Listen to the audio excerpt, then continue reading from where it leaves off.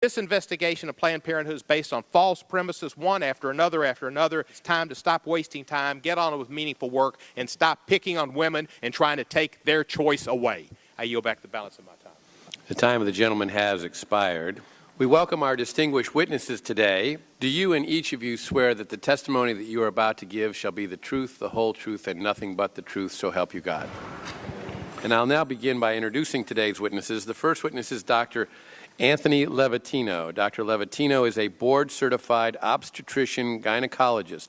Over the course of his career, Dr. Levatino has practiced obstetrics and gynecology in both private and university settings, including as an associate professor of OB/GYN at the Albany Medical College. And Dr. Levatino, we'll begin with you. Welcome. Thank you, Chairman and members of the committee. I only have 5 minutes, so I'm going to get right to it. Second trimester D&E abortions performed between roughly 14 and 24 weeks of gestation. Your patient today is 17 years old. She's 22 weeks pregnant. Her baby is the length of your hand plus a couple of inches. And she's been feeling her baby kick for the last several weeks, but she's asleep on an operating room table. You walk into that operating room scrubbed and gowned, and after removing laminaria, you introduce a suction catheter into the uterus. This is a 14 French suction catheter.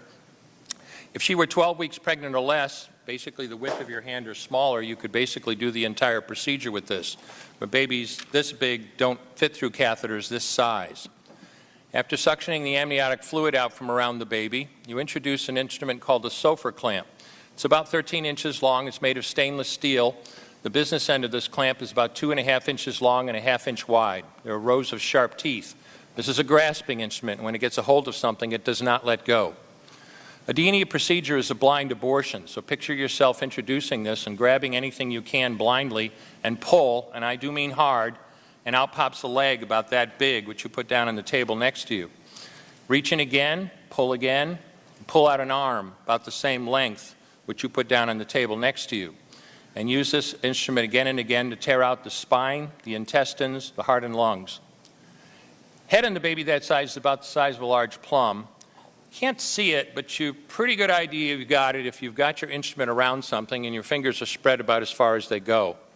You know you did it right if you crush down on the instrument and white material runs out of the cervix. That was the baby's brains.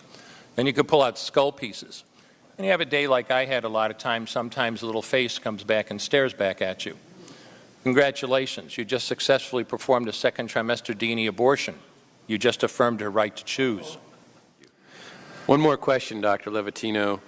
Why did you end your practice of doing abortions? I did over 1,200 abortions over a 4-year period in private practice, not counting the ones that I did during my training. I met my wife during my first year of training at Albany Medical Center. We got married about a year later and found that we had an infertility problem.